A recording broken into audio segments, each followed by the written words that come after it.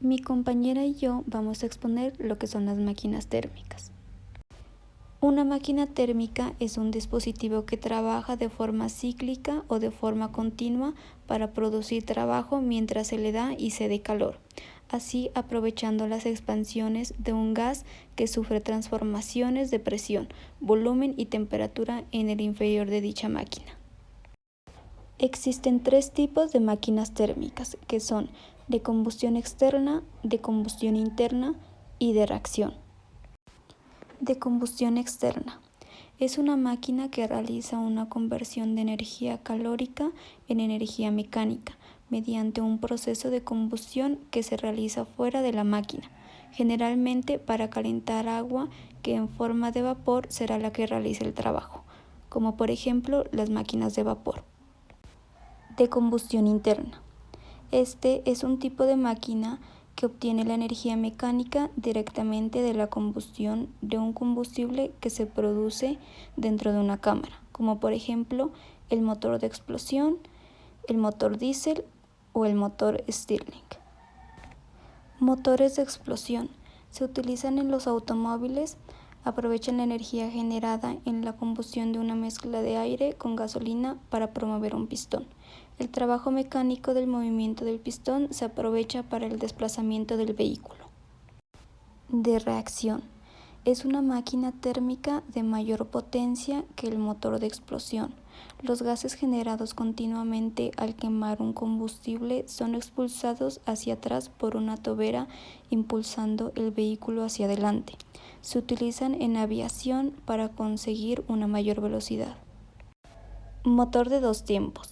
Es un motor de combustión interna que a menudo se encuentra en motores más pequeños y de menor potencia, como scooters, motocicletas de tierra, motocicletas acuáticas, motores exteriores más pequeños y equipos para césped, como cortadoras de césped y motosierras. Este lleva a cabo las 4 fases del ciclo termodinámico, que es admisión, compresión, explosión y escape en solo 2 movimientos lineales del pistón. Es decir, se produce una explosión por cada vuelta del pistón que realiza el cigüeñal. Motor de 4 tiempos. Es un motor de combustión interna que realiza su ciclo completo de admisión en 4 fases. En 4 fases que son admisión, compresión, explosión y escape. Para todo ello utiliza 2 giros del cigüeñal. Ciclo termodinámico. Se denomina ciclo termodinámico a cualquier serie de procesos termodinámicos tales que, al transcurso de todos ellos, el sistema regresa a su estado inicial, es decir, que la variación de las magnitudes termodinámicas propias del sistema se anula. No obstante, a las variables como el calor o el trabajo no es aplicable lo anteriormente dicho, ya que estas no son funciones de estado del sistema, sino transferencias de energía entre éste y su entorno. Un hecho característico de ciclos termodinámicos es que la primera ley de la termodinámica dicta que la suma de calor y trabajo recibidos por el sistema debe ser igual a la suma de calor y trabajo realizados por el sistema. Usos prácticos de los sistemas termodinámicos. Obtención de trabajo. La obtención de trabajo a partir de 2 fuentes térmicas a distinta temperatura se emplea para producir movimiento.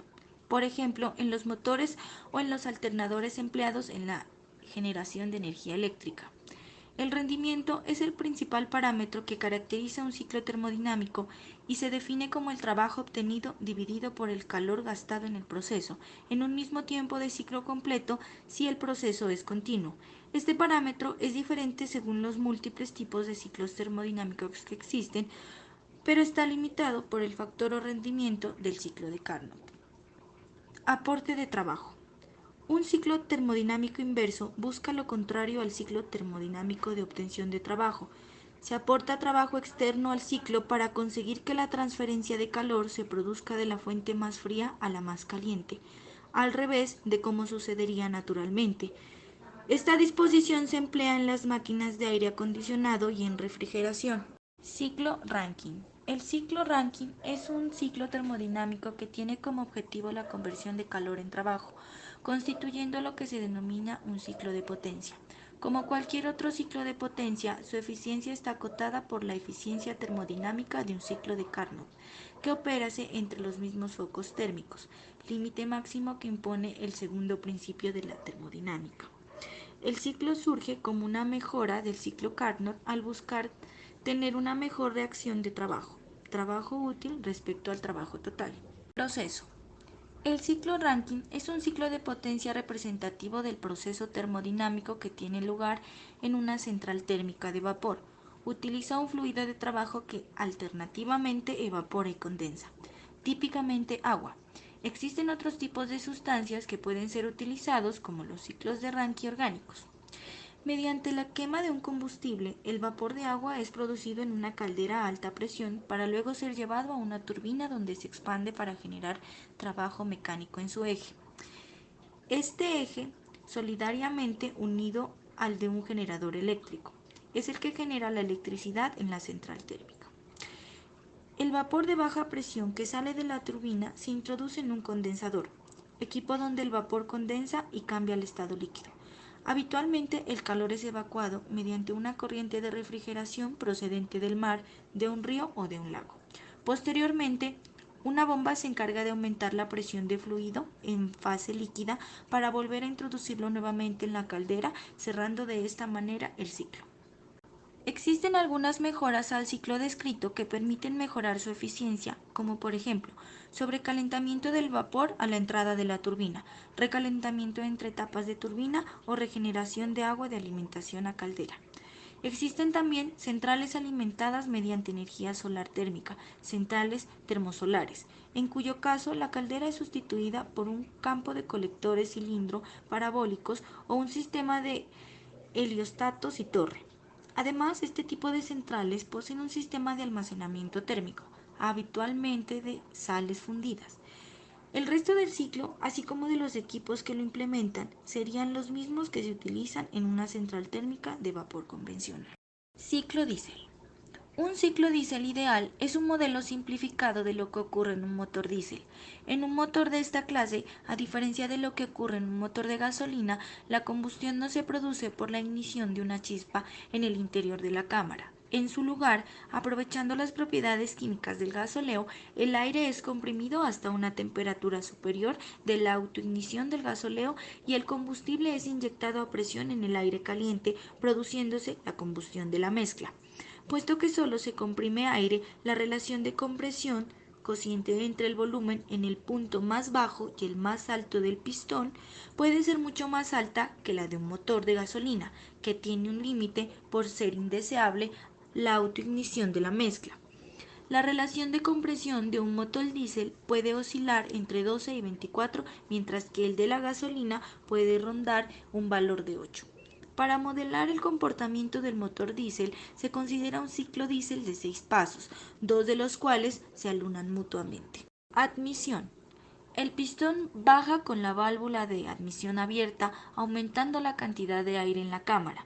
Esto se modela como una expansión a presión constante, ya que al estar la válvula abierta, la presión es igual a la exterior. Compresión. El pistón sube comprimiendo el aire. Dada la velocidad del proceso, se supone que el aire no tiene posibilidad de intercambiar calor con el ambiente, por lo que el proceso es adiabático. Se modela como la curva adiabática reversible, aunque en realidad no lo es por la presencia de factores irreversibles como la fricción. Combustión. Un poco antes de que el pistón llegue a su punto más alto y continuando hasta un poco después de que empiece a bajar, el inyector introduce el combustible en la cámara. Al ser de mayor duración que la combustión en el ciclo Otto, este paso se modela como una adición de calor a presión constante. Este es el único paso en el que el ciclo diésel se diferencia del Otto. Expansión. La alta temperatura del gas empuja el pistón hacia abajo, realizando trabajo sobre él. De nuevo, por ser un proceso muy rápido, se aproxima por una curva diabática reversible. Escape. Se abre la válvula de escape y el gas sale al exterior, empujando por el pistón a una temperatura mayor que la inicial, siendo sustituido por la misma cantidad de mezcla fría en la siguiente admisión. El sistema es realmente abierto, pues intercambia masa con el exterior. No obstante, dado que la cantidad de aire que sale y la que entra es la misma, podemos para el balance energético suponer que es el mismo aire que se está enfriando. Este enfriamiento ocurre en dos fases. Cuando el pistón está en su punto más bajo, el volumen permanece aproximadamente constante y tenemos la isocora. Cuando el pistón empuja el aire hacia el exterior, con la válvula abierta empleamos la isobara, cerrando el ciclo. En total el ciclo se compone de dos subidas y dos bajadas del pistón, razón por la que un ciclo de 4 tiempos, aunque este nombre se suele reservar para los motores de gasolina. Ciclo Brayton. Este es un ciclo con aire que es ampliamente utilizado en los motores de reacción de los aviones y en todas aquellas centrales termoeléctricas que no operan con vapor de agua. Consiste en dar presión al aire para luego calentarlo en base de quemar combustible. Posteriormente, este gas a alta temperatura se hace pasar por una turbina donde se extrae su energía.